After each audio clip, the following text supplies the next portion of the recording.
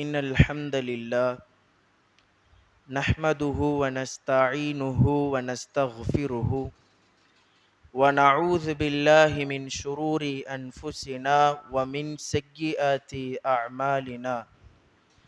من يهده الله فلا مضل له ومن يضلل فلا هادي له. وأشهد أن لا إله إلا الله وحده لا شريك له وأشهد أن محمدا عبده ورسوله. أما بعد، يا أيها الناس اتقوا ربكم الذي خلقكم من نفس واحدة وخلق منها زوجها وبث منهما رجالا كثيرا ونساء واتقوا الله الذي تساءلون به والأرحام إن الله كان عليكم رقيبا. يا أيها الذين آمنوا اتقوا الله حق تقاته ولا تموتن إلا وأنتم مسلمون. يا أيها الذين آمنوا اتقوا الله وقولوا قولا سديدا يصلح لكم أعمالكم ويغفر لكم ذنوبكم ومن يطع الله ورسوله فقد فاز فوزا عظيما. قال رسول الله صلى الله عليه وسلم: تركت فيكم أمرين لن تضلوا ما تمسكتم بهما. وقال رسول الله صلى الله عليه وسلم: من صمت نجا. அளவற்ற அருளாளனும் நிகரற்ற அன்புடையோனுமாகிய அல்லாஹுவினுடைய திருப்பெயரால் ஆரம்பம் செய்கிறேன். இந்த உலகத்திற்கு இறுதி தூதராய் வந்த நம்முடைய ஈருலக தலைவர் முஹம்மது நபி ஸல்லல்லாஹு அலைஹி வஸல்லம் அவர்களின் மீதும் அவர்களின் குடும்பத்தார்களின் மீதும் அவர்களை பின்பற்றி வாழ்ந்து கொண்டிருக்கிற அத்துணை நல்லடியார்களின் மீதும் என்றென்றும் அல்லாஹுவினுடைய கிருபையும் கருணையும் நின்று நிலவட்டுமாக. கண்ணியமிக்க அல்லாஹுவின் நல்லடியார்களே, சகோதர சகோதரிகளே, அல்லாஹு நமக்கு கொடுத்திருக்கிற இந்த இஸ்லாமிய மார்க்கம் அவனால் தேர்ந்தெடுக்கப்பட்ட, அவனால் வரையறுக்கப்பட்ட ஒரு மார்க்கமாக இருக்கிறது. எப்படியும் வாழலாம் என்று விட்டுவிடாமல் இப்படிதான் வாழ வேண்டும் என்கிற ஒரு உன்னத விஷயத்தை சொல்லி தருகிற ஒரு மார்க்கம்தான் இந்த இஸ்லாமிய மார்க்கம். வெறும் வணக்கவியல் மட்டுமல்லாமல் ஒவ்வொரு தனி மனிதனினுடைய வாழ்க்கை நெறிமுறைகளையும் அல்லாஹு ரப்புல் ஆலமீன் நமக்கு தொடர்ந்து போதனை செய்கிறான். ஒரு முஸ்லிமை பொறுத்தவரை அவனால் எப்படியும் வாழ்ந்துவிட முடியாது. இஸ்லாமிய வரையறைக்குள் மட்டும்தான் தன்னுடைய வாழ்க்கையை அவன் அமைத்து கொள்ள முடியும். அப்படிதான் அவன் அமைத்து கொள்ள வேண்டும். அதை தாண்டி அவனுடைய வாழ்க்கை நெறிமுறைகளை அவன் மாற்றமாக அமைத்து கொண்டால் அந்த வாழ்க்கையே அவனுக்கு நாளை மறுமையில் பாதகமாக வந்து நிற்கும். கண்ணியமிக்க அல்லாஹுவின் நல்லடியார்களே, காலையில் கண் விழித்தது முதல் இரவு படுக்கைக்கு செல்லும் வரைக்கும் நாம் செய்யக்கூடிய அத்தனை காரியங்களுக்கும் அல்லாஹுவிடத்தில் விசாரணை உண்டு. நாம் சம்பாதித்து சேமித்து வைத்திருக்கிற பணம் காசுகள், அதிலிருந்து ஒவ்வொரு காசும் ஒவ்வொரு பணமும் எப்படி வந்தது, எப்படி கழிந்தது, அல்லாஹுவிடம் பதில் சொல்ல வேண்டும். அல்லாஹு நமக்கு கொடுத்திருக்கக்கூடிய நேரங்களில் ஒவ்வொரு நிமிடமும் ஒவ்வொரு நொடியும் எப்படி வந்தது, எப்படி அதை கழித்தோம், அல்லாஹுவிடத்தில் பதில் சொல்லியாக வேண்டும்.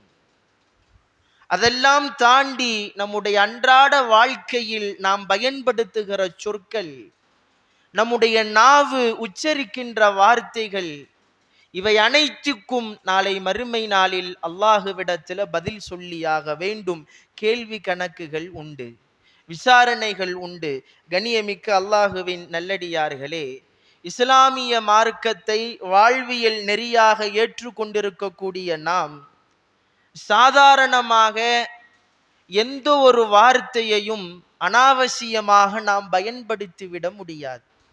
அந்த அளவுக்கு ஒரு சுய கட்டுப்பாட்டை, ஒரு சுய ஒழுக்கத்தை தொடர்ந்து நமக்கு போதனை செய்கிற ஒரு மார்க்கம் தான் இஸ்லாமிய மார்க்கம். அப்படிப்பட்ட மார்க்கத்தில் தான் இன்று வரைக்கும் நாம் பயணித்து கொண்டிருக்கிறோம்.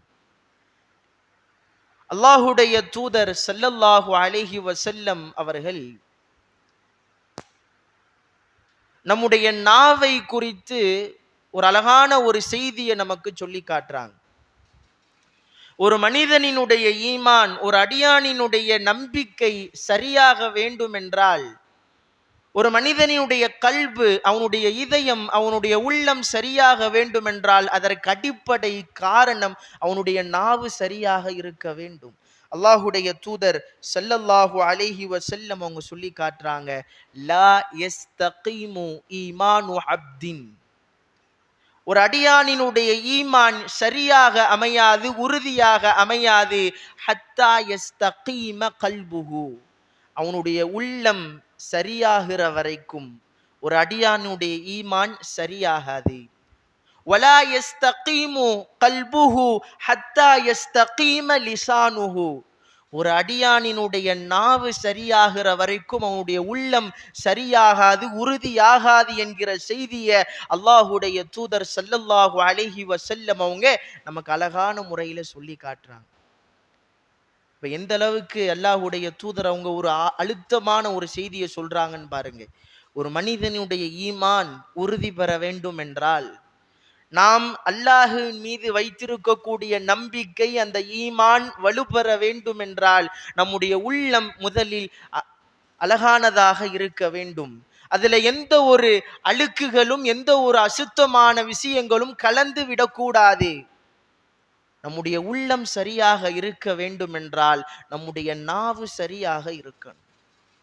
அல்லாஹு ரப்புல் ஆலமீன் நம்முடைய நாவுக்கு மிகப்பெரிய ஒரு முக்கியத்துவத்தை கொடுத்திருக்கிறான்.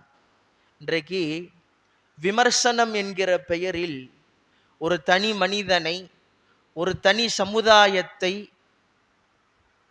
குறிவைத்து பல மோசமான வார்த்தைகளை திட்டுகிற, அசாதாரணமாக சாதாரணமாக இன்றைக்கு அந்த சூழல் எல்லாம் மாறி போயிருச்சு. ஒரு மனிதனை பார்க்கிறோம், பழகுகிறோம், பேசுகிறோம். அவன் ஏதாவது ஒரு தப்பு பண்ணிட்டான், ஒரு தவறு செஞ்சுட்டானா அவனை ஏச ஆரம்பிச்சிரும், திட்ட ஆரம்பிச்சிரும். கருத்து சுதந்திரம் என்கிற பெயரினில் ஒரு தனி சமுதாயத்தை மட்டும் புண்படுத்தும் வகையில் ஒரு மோசமான வார்த்தைகளை இன்றைக்கு சில சமூகம் செய்து கொண்டிருக்கிறது. குறிப்பாக தமிழ்நாட்டை தாண்டி மத்தியிலே ஆட்சி புரிந்து கொண்டிருப்பவர்கள் இந்த செயலை அதிகமாக செய்து கொண்டிருக்கிறார்கள். சமீபத்தில் வந்த ஒரு மிக முக்கியமான ஒரு செய்தி, மத்தியினுடைய ஆட்சி பொறுப்பில் இருக்கக்கூடிய ஒரு அமைச்சர் கிரிராஜ் சிங் என்பவர் ஒரு மீடியாக்கள்ல எந்த ஒரு பயமும் இல்லாமல் தெளிவாக மக்களுக்கு மத்தியில பேசுகிறார். இந்த முஸ்லிம்கள் ஏன் இந்த இந்திய நாட்டில் வாழ வேண்டும்? மதத்தின் அடிப்படையில் நாடு இரண்டாக பிரிக்கப்பட்டதற்கு பிறகும் ஏன் முஸ்லிம்கள் இந்த இந்திய நாட்டில் வாழ வேண்டும் என்று அவ்வளவு தைரியமாக மீடியாக்களின் முன்பாக பேசுகிறார் என்றால், இன்றைக்கு ஒரு தனி சமுதாயத்தை, இஸ்லாமிய மார்க்கத்தை மட்டும் கருத்து சுதந்திரம் என்கிற பெயரில் மோசமான வார்த்தைகளால், அதை பின்பற்றி நடக்கிற மனிதர்களை அசிங்கமான வார்த்தைகளால் தொடர்ந்து ஏசுகிறார்கள், பேசுகிறார்கள். கண்ணியமிக்க அல்லாஹுவின் நல்லடியார்களை, இஸ்லாமிய மார்க்கம் கருத்து சுதந்திரத்தை நமக்கு அனுமதித்திருக்கிறது. அது இஸ்லாமிய வரையறைக்குள் இருக்க வேண்டும் என்பதை அழுத்தமாக இஸ்லாமிய மார்க்கம் நமக்கு சொல்லி தருகிறது. நாவை எப்படி பயன்படுத்தணும், நம் நாவிலிருந்து வெளிப்படுகிற வார்த்தைகள் எப்படி மக்களுக்கு மத்தியில் போய் சேர வேண்டும், அவனுடைய உள்ளத்தில் எந்த ஒரு பாதிப்பும் இல்லாமல் எப்படி சேர வேண்டும். மூசா அலைஹிஸ்ஸலாம் அவர்கள் இஸ்லாமிய மார்க்கத்தை எடுத்து சொல்லுங்க. இத்ஹப் இலா ஃபிர்அவுன இன்னஹு தகா, நீங்க ஃபிர்அவுனிடத்திலே போங்க, அவன் வரம்பு மீறி கொண்டிருக்கிறான், அநியாயம் செய்து கொண்டிருக்கிறான் அப்படின்னு மூசா அலைஹிஸ்ஸலாம் அவர்கள் அல்லாஹ் ஃபிர்அவுன் பக்கம் அனுப்பி வைக்கிறான். கூட அவருடைய சகோதரர் ஹாரூன் அலைஹிஸ்ஸலாம் அவங்களையும் கூட அனுப்பி வைக்கிறான். அப்படி அனுப்பி வைக்கிற பொழுது அல்லாஹு ரப்புல் ஆலமீன் மிக முக்கியமான ஒரு உபதேசத்தை செய்கிறான்.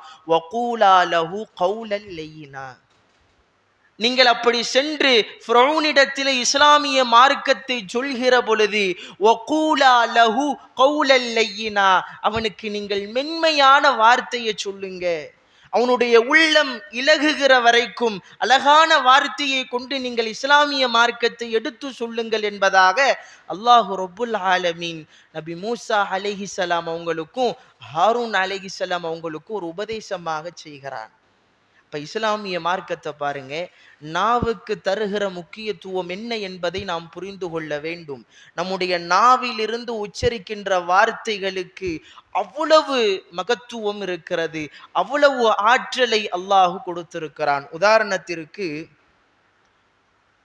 ஒரு திருமணம் இஸ்லாமிய அடிப்படையில் திருமணத்திற்கு சில நிபந்தனைகளை விதிக்கிறது. அந்த திருமண விதிகளிலேயே மிக முக்கியமான ஒரு விதி, மணமகன் தான் திருமணம் செய்து கொள்கிற அந்த மணப்பெண்ணினுடைய வழியிடத்தில, பொறுப்பாளர்களிடத்தில, நான் மனப்பூர்வமாக இந்த பெண்ணை நான் திருமணம் செய்து கொள்கிறேன் என்று சொல்ல வேண்டும். அப்படி சொல்லவில்லை என்றால் இஸ்லாமிய சட்டத்தின்படி, இஸ்லாமிய ஷரியத்தின்படி அந்த திருமணம் செல்லுபடியாகாது. அப்படி அவன் தன்னுடைய நாவால் நான் அந்த பெண்ணை திருமணம் செய்து கொள்கிறேன் என்று அவன் சொல்லிவிட்டால் அந்த திருமணம் இஸ்லாமிய சட்டத்தின்படி சரியான திருமணம் தான். இப்ப பாருங்க, அந்த மணமகன் நான் இந்த பெண்ணை மனப்பூர்வமாக அன கபில் தூ, நான் ஏற்றுக்கொண்டேன், மனப்பூர்வமாக நான் சம்மதிக்கிறேன் என்று அந்த மணமகன் சொன்னால், இருவருக்குமான எந்த ஒரு உறவும் இல்லாமல், ஆண் பெண் என்கிற ஒரு உறவும் இல்லாமல் ஆரம்பத்தில் இருந்த அந்த காலகட்டம், நான் அந்த பெண்ணை மனப்பூர்வமாக சம்மதிக்கிறேன் என்று சொன்னதற்கு பிறகு ஒரு வலுவான உறவு ஏற்படுகிறது, ஒரு ஆழமான உறவு ஏற்படுகிறது என்றால் நம்முடைய நாவு உச்சரிக்கின்ற வார்த்தைகளுக்கு அவ்வளவு முக்கியத்துவத்தை அல்லாஹ் கொடுத்திருக்கிறான். ஒரு திருமணம் சரியாக நடக்க வேண்டும் என்றால் இது ஒரு நிபந்தனை. மணமகன் தன்னுடைய நாவால இதை சொல்லணும். அப்படி சொல்லவில்லை என்றால் அந்த திருமணம் செல்லுபடியாகாது. அப்படி சொல்லிவிட்டான் என்று சொன்னால், இதுவரைக்கும் ஆண் பெண் என்கிற ஒரு வேறுபாடாக இருந்த அந்த காலகட்டம், அந்த ஒரு வார்த்தை சொன்னதின் மூலமாக இரண்டு பேருக்கும் உண்டான உறவை ஒன்றுபடுத்துகிறது, உறுதிப்படுத்துகிறது என்று சொன்னால் அந்த நாவினுடைய மகத்துவத்தை நாம் புரிந்து கொள்ள வேண்டும். கண்ணியமிக்க அல்லாஹுவின் நல்லடியார்களே, அதே போன்று இறை நம்பிக்கையையும் இறை மறுப்பையும் தீர்மானிப்பதில் கூட நம்முடைய நாவுக்கு மிக முக்கிய பங்கு இருக்கிறது. 40-50 ஆண்டு காலம் இறை மறுப்பிலேயே ஒரு மனிதன் தன்னுடைய வாழ்க்கையை கழித்திருப்பான். அல்லாஹுவினுடைய நேர்வழியின் மூலமாக, ஹிதாயத்தின் மூலமாக ஏதோ ஒரு கட்டத்தில் அவனுக்கு இஸ்லாமிய மார்க்கம் கிடைத்திருக்கும். அந்த நேரத்தில் இஸ்லாமிய மார்க்கத்தை தழுவுகிறான். அஷ்ஹது அல்லா இலாஹ இல்லல்லாஹ் என்கிற இந்த கலிமாவை மொழிந்தவனாய் அவன் மாறிவிட்டான் என்று சொன்னால், ஆரம்ப காலகட்டத்தில் இருந்து அவன் செய்த எல்லா பாவங்களும் மன்னிக்கப்படுகிறது. அதே போன்று 40-50 ஆண்டு காலம் ஒரு மனிதன் இஸ்லாத்திலேயே பயணிக்கிறான். ஏதோ ஒரு வகையில் இறை நிராகரிப்பிற்குண்டான வார்த்தையை அவன் பயன்படுத்தி விட்டால் அவனுடைய ஈமான் ஆட்டம் கண்டு விடுகிறது, அவனுடைய ஈமான் பலகீனம் அடைந்து விடுகிறது என்றால் நம்முடைய நாவு வெளிப்படுத்துகிற வார்த்தைக்கு அழுத்தம் ரொம்ப அதிகம். அதை எப்படி வெளிப்படுத்த வேண்டும் என்கிற போதிய அறிவு இந்த சமுதாயத்திற்கு இருக்கணும். இஸ்லாமிய மார்க்கம் எந்த அளவுக்கு சொல்லுது அப்படின்னா, உங்களுக்கு எதிராக நின்று ஒருவன் போர்க்களத்திலே நின்று உங்களுக்கு எதிராக போர் செய்து கொண்டிருக்கிறான். அவன் அந்த நேரத்தில் அல்லாஹ் ரப்புல் ஆலமீன் அவனுக்கு ஹிதாயத்தை கொடுத்து விட்டு அஷ்ஹது அல்லா இலாஹ இல்லல்லாஹ் என்கிற கலிமாவை அவன் மொழிந்து விட்டால் அவனை கொல்லக்கூடாது. இது இஸ்லாமிய சட்டத்தில் மிக முக்கியமான ஒன்று. அவனை விட்டுட்டு அப்படியே போயிடணும். மிக முக்கியமான ஒரு சம்பவம், அல்லாஹுடைய தூதர் ஸல்லல்லாஹு அலைஹி வஸல்லம் அவங்களுடைய காலகட்டத்தில் நடந்த ஒரு சம்பவம். இந்த சம்பவத்தை அறிவிக்கக்கூடியவர் உசாமா இப்னு ஸெய்த் என்கிற ஒரு நபித்தோழர். இந்த நபித்தோழரை இந்த செய்தி அறிவிக்கிறார். அல்லாஹுடைய தூதர் ஸல்லல்லாஹு அலைஹி வஸல்லம் அவர்கள் ஹுரகா என்கிற ஒரு கோத்திரத்தில், அந்த கோத்திரத்திடத்திலே போர் செய்வதற்காக அல்லாஹுடைய தூதர் அவர்கள் எங்களை ஒரு படையாக அனுப்பினார்கள். அந்த படையில் நானும் இருந்தேன். ஒரு கட்டத்தில் அந்த படையை நாங்கள் ஒரேடியாக தோற்கடிக்க முற்பட்ட பொழுது, அந்த படையை எதிர்த்து நாங்கள் போராடிய பொழுது, நானும் ஒரு அன்சாரி நபித்தோழரும் அந்த போர் நடந்து கொண்டிருக்கக்கூடிய அந்த சமயத்தில் எதிர்படையிலிருந்து ஒரு மனிதனை சந்திக்கக்கூடிய வாய்ப்பு எங்களுக்கு கிடைத்தது. நாங்கள் அந்த மனிதனை வெட்டுவதற்காக முற்பட்ட பொழுது, அந்த மனிதர் அந்த நேரத்திலே அஷ்ஹது அல்லா இலாஹ இல்லல்லாஹ் என்கிற இந்த கலிமாவை அவர் மொழிந்து விட்டார். இந்த கலிமாவை மொழிந்த உடனேயே என்னோடு இருந்த அந்த அன்சாரி நபி தோழர் என்ன பண்றாரு, அதை அப்படியே விட்டுட்டு போயிடுறாரு. நான் என்ன பண்றேன் தெரியுமா, என்னுடைய வாளால் அந்த மனிதனை, என்னுடைய ஈட்டியால் அந்த மனிதனை குத்தி நான் கொன்று விட்டேன். பிறகு நாங்கள் எல்லாம் போர்க்களம் முடிந்ததற்கு பிறகு அல்லாஹுடைய தூதர் ஸல்லல்லாஹு அலைஹி வஸல்லம் அவர்களை நோக்கி நாங்கள் புறப்பட்டோம். மதீனாவுக்கு நாங்கள் புறப்பட்டோம். மதீனாவுக்கு புறப்பட்ட பொழுது அல்லாஹுடைய தூதர் ஸல்லல்லாஹு அலைஹி வஸல்லம் அவர்களுக்கு இந்த செய்தி சொல்லப்படுது. அல்லாஹுடைய தூதர் அவங்க ஒசாமா என்கிற அந்த நபி தோழர் அழைக்கிறாங்க. யா ஒசாமா, ஒசாமாவே, அந்த மனிதன் களிமா சொன்னதற்கு பிறகுமா அவனை நீங்கள் கொலை செய்தீர்கள்? அல்லாஹுடைய தூதர், ஆமாம், அந்த மனிதர் களிமாவை சொன்னாரு, அதனால நான் அந்த மனிதரை கொலை செய்து விட்டேன். அல்லாஹுடைய தூதர் ஸல்லல்லாஹு அலைஹி வஸல்லம் அவங்க மறுபடியும் அந்த நபி தோழர்கிட்ட கேட்கிறாங்க, அந்த மனிதர் களிமா சொன்னதற்கு பிறகுமா நீங்கள் அந்த மனிதரை கொலை செய்தீர்கள்? அல்லாஹுடைய தூதர், ஆமாம், அந்த மனிதர் களிமா சொன்னதற்கு பிறகும் நான் அந்த மனிதனை கொலை செய்தேன். அல்லாஹுடைய தூதர் எந்த அளவுக்கு என்னிட திரும்ப திரும்ப சொன்னாங்க அப்படின்னா, அந்த நபி தோழர் சொல்றாரு, இந்த சம்பவம் நடப்பதற்கு முன்னால் நான் இஸ்லாத்தை ஏற்றுக்கொள்ளாமல், இந்த சம்பவம் நடந்ததற்கு பின்னால் நான் இஸ்லாத்தை ஏற்றுக்கொண்டிருக்க வேண்டுமே, அது நன்றாக இருந்திருக்குமே என்று அந்த நபி தோழர் வருத்தப்படுகிற அளவிற்கு அல்லாஹுடைய தூதர் அவங்க திரும்ப திரும்ப அந்த நபி தோழர்கிட்ட கேட்கிறாங்க. இன்னும் சில அறிவிப்புகள் எப்படி வருது அப்படின்னா, அல்லாஹுடைய தூதர் ஸல்லல்லாஹு அலைஹி வஸல்லம் கேட்கிறாங்க, அந்த மனிதர் களிமா சொன்னதற்கும் பிறகுமா நீங்கள் கொலை செய்தீர்கள்? அதற்கு அந்த நபி தூதர் சொல்லி காட்டுகிறார், அல்லாஹுடைய தூதரே, என்னுடைய வாளுக்கு பயந்துதான் அந்த மனிதர் களிமா சொல்கிறார் என்று நான் நினைத்தேன். அல்லாஹுடைய தூதர் சொல்றாங்க, அஃபலா ஷகக்த அன் கல்பிஹி, அந்த மனிதனினுடைய உள்ளத்தை நீங்க பிளந்து பார்த்தீங்களா? அவை உண்மையிலேயே வாளுக்கு பயந்துதான் சொன்னான் என்கிற விஷயத்தை நீங்கள் அறிந்து கொள்கிற விதம், அந்த மனிதனுடைய உள்ளத்தை நீங்க பிளந்து பார்த்தீங்களா? அல்லாஹுடைய தூதர் அவங்க அவ்வளவு கடுமையான கோபம் அந்த நேரத்தில். உசாமா ரலியல்லாஹு அன்ஹு அவர்கள் அந்த செயலை செய்ததற்காக அல்லாஹுடைய தூதர் அவங்க அந்த இடத்துல அவங்களை கண்டிக்கிறாங்க. அப்ப பாருங்க, நம்முடைய நாவு உச்சரிக்கின்ற வார்த்தைக்கு எவ்வளவு மதிப்புன்னு பாருங்க. இஸ்லாமிய மார்க்கத்திற்கு எதிராக ஒரு படையிலே நின்ற ஒரு மனிதர், இஸ்லாமியர்களை வேறறுக்க வேண்டும் என்கிற எண்ணத்தில் ஒரு படையிலே நின்ற அந்த மனிதர், அல்லாஹ் ரப்புல் ஆலமீன் அந்த நேரத்தில் அந்த மனிதனுக்கு ஹிதாயத்தை ஏற்படுத்துகிறான், நேர்வழியை ஏற்படுத்துகிறான். அந்த நேரத்தில் அந்த மனிதர் கலிமாவை சொல்கிறார்.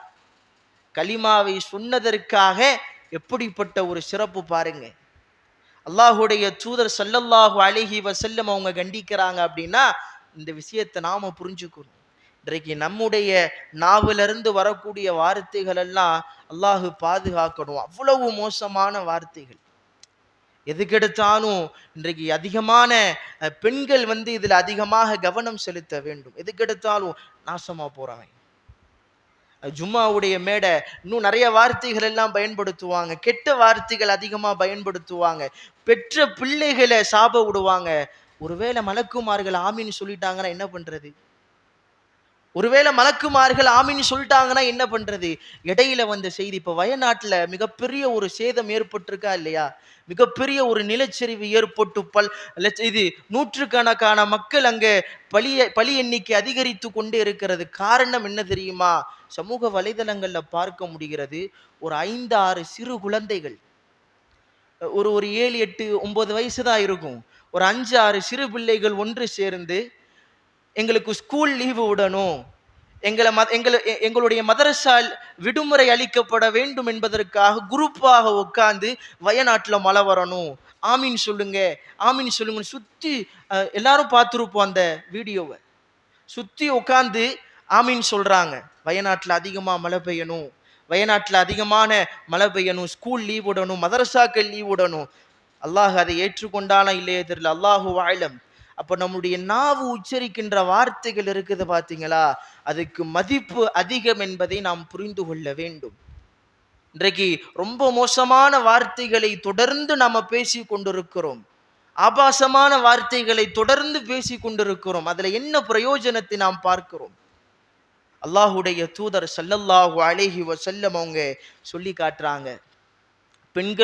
பெண்களுடைய விஷயத்துல சொல்லி காட்டுறாங்க, யா மஹஷரன் நிசா, பெண்களே நீங்கள் அதிகமாக சதகா செய்யுங்கள், அதிகமாக பாவ மன்னிப்பு தேடுங்கள். உங்களை நான் நரகத்தில் அதிகமாக உங்களை நான் பார்த்தேன் அப்படின்னு அல்லாஹுடைய தூதர் அவங்க சொல்றாங்க.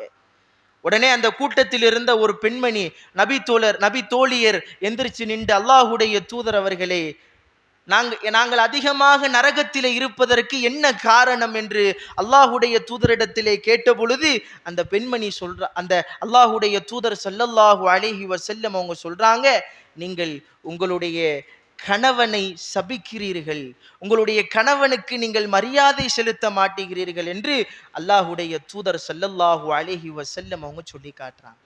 கண்ணியமிக்கவர்களே, நம்முடைய நாவை நாம் சரியான முறையில பயன்படுத்த வேண்டும். காரணம் என்னவென்று சொன்னால், நாம் உச்சரிக்கக்கூடிய ஒவ்வொரு வார்த்தைகளையும் மலக்குமார்கள் பதிவு செய்து கொண்டிருக்கிறார்கள்.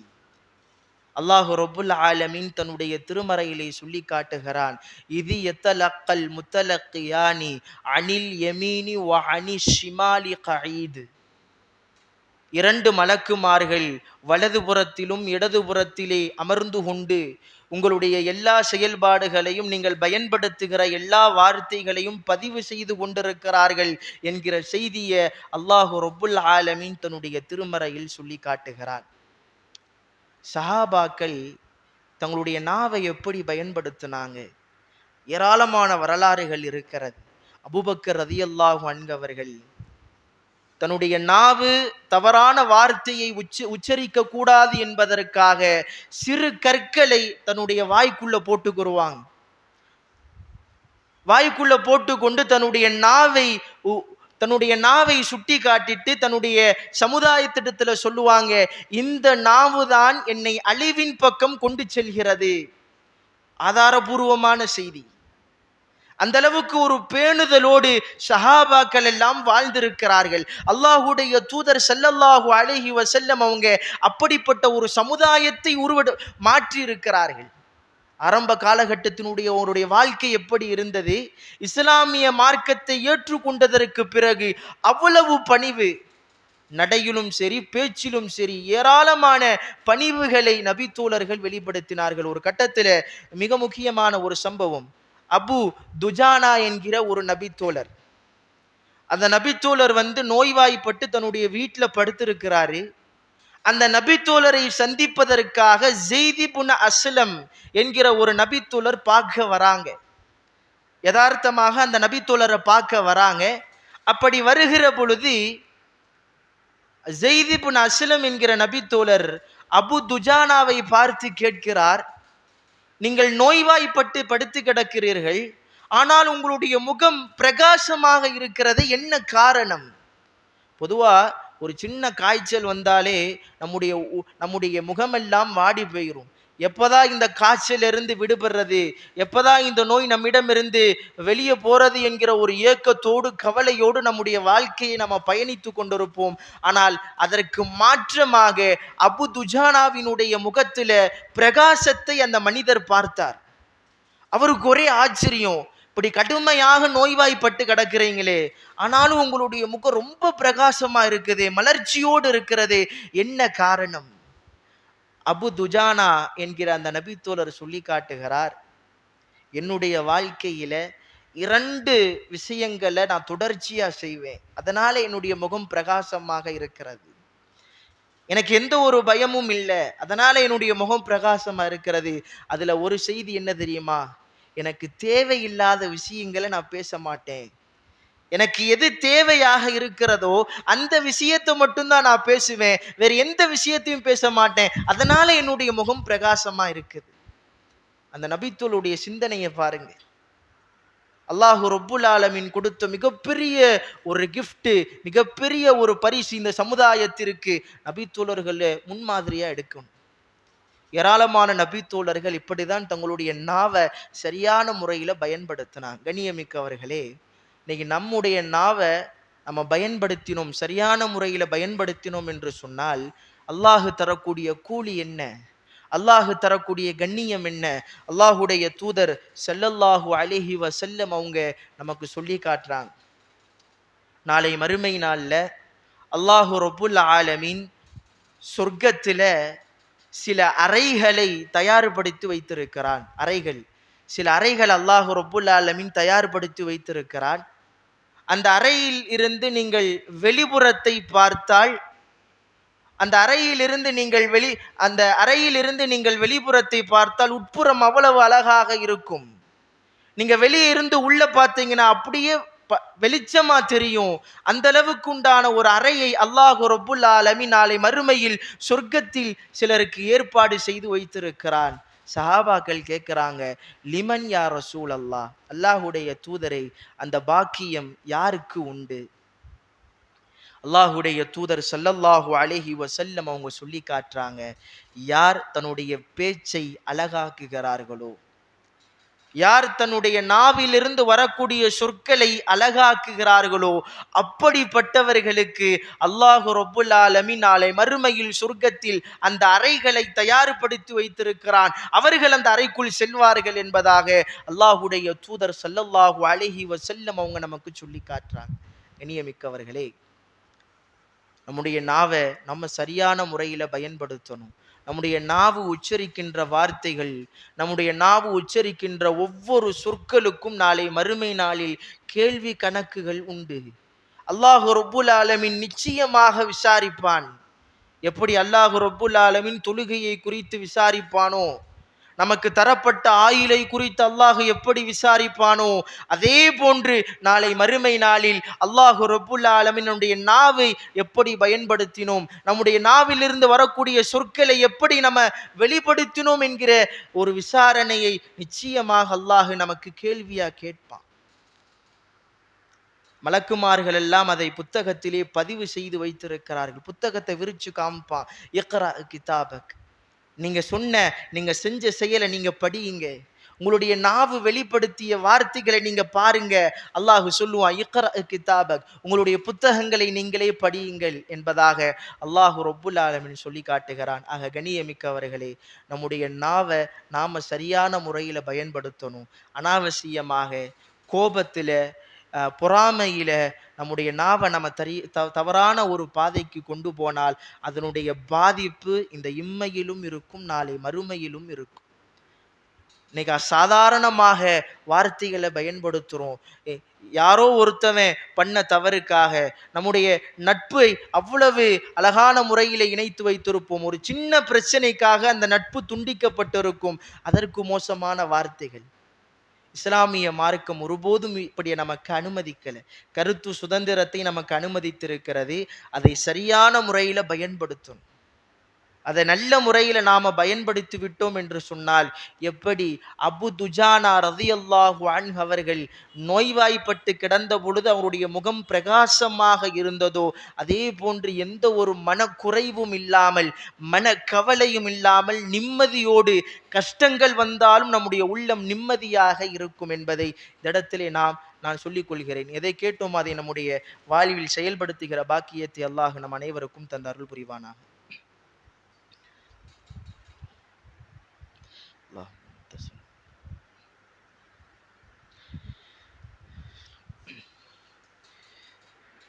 அல்ஹம்துலில்லாஹி ரப்பில் ஆலமீன் அர்ரஹ்மானிர் ரஹீம் மாலிகி யௌமித்தீன் ஸல்லல்லாஹு அலா முஹம்மதின் ஸல்லல்லாஹு அலைஹி வஸல்லம்.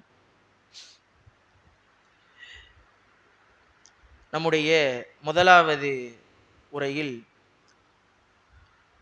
நாவினுடைய விபரீதங்கள்னா என்ன, இஸ்லாமிய மார்க்கம் நாவுக்கு எவ்வளவு பெரிய முக்கியத்துவத்தை கொடுத்திருக்கிறது என்கிற செய்தியெல்லாம் சில ஆதாரங்களை முன்வைத்து நாம் எல்லாம் பார்த்தோம். முதலாவது உரையில் சொன்னதை போன்று இந்த வயநாட்டில் நடந்த அந்த நிலச்சரிவு பலி எண்ணிக்கை இன்னும் அதிகரித்து கொண்டிருக்கிறது. சமூக வலைதளங்கள் எல்லாம் தொடர்ந்து நம்ம பார்த்து வருகிறோம். 200க்கும் மேற்பட்டவர்கள் அந்த நிலச்சரிவில் பலியாகி இருக்கிறார்கள். அந்த சம்பவம் நடப்பதற்கு முன்னால் வயநாட்டில் ஒரு தலைமை இமாம் ஒருவர் இருந்திருக்கிறார். அவர் என்ன சொல்றாரு, இதிலிருந்து நீங்க கொஞ்சம் தப்பிச்சுக்கோங்க, கொஞ்சம் பாதுகாப்பாக இருங்க அப்படின்னு சொல்றாரு. அடுத்த நாள் அந்த இமாமை காணா. அதற்கு அடுத்த நாள் அந்த நிலச்சரிவில் அந்த இமாமுடைய பாடி எடுக்கப்படுது. இப்படி பல கோரமான விஷயங்கள் எல்லாம் வயநாட்டில் தொடர்ந்து நடந்து கொண்டிருக்கிறது. எனவே நம்முடைய ஜமாஅத்தின் சார்பாக பாதிக்கப்பட்ட மக்களுக்கு பொருளாதார உதவி அதிகமாக தேவைப்படுகிறது. எனவே உங்களால் முடிந்த உதவிகளை செய்யுங்க. அல்லாஹு ரப்புல் ஆலமீன் இதற்கு மிகப்பெரிய ஒரு கூலியை வைத்திருக்கிறான், மிகப்பெரிய ஒரு மகத்துவத்தை வைத்திருக்கிறான். எனவே இதனை கருத்தில் கொண்டு உங்களால் முடிந்த உதவிகள் அந்த மக்களுக்காக செய்யுங்க. இன்ஷா அல்லாஹ் நம்முடைய ஜமாத்தின் சார்பாக தமிழ்நாடு முழுக்க இன்றைக்கு இந்த ஜும்மாவுடைய தினத்தில் அந்த மக்களுக்காக வசூல் எடுக்கப்படுகிறது. அதே போன்று நம்முடைய மர்கஸிலும் வசூல் எடுக்கப்படுகிறது. எனவே உங்களால் முடிந்த உதவிகளை அந்த மக்களுக்கு செய்யுங்க. எதை கேட்டோமோ அதை நம்முடைய வாழ்வில் செயல்படுத்துகிற பாக்கியத்தை அல்லாஹு ரப்புல் ஆலமீன் நம் அனைவருக்கும் தந்த அருள் புரிவானாக. வ ஆகிர் தஅவானா அனில் ஹம்துலில்லாஹி ரப்பில் ஆலமீன்.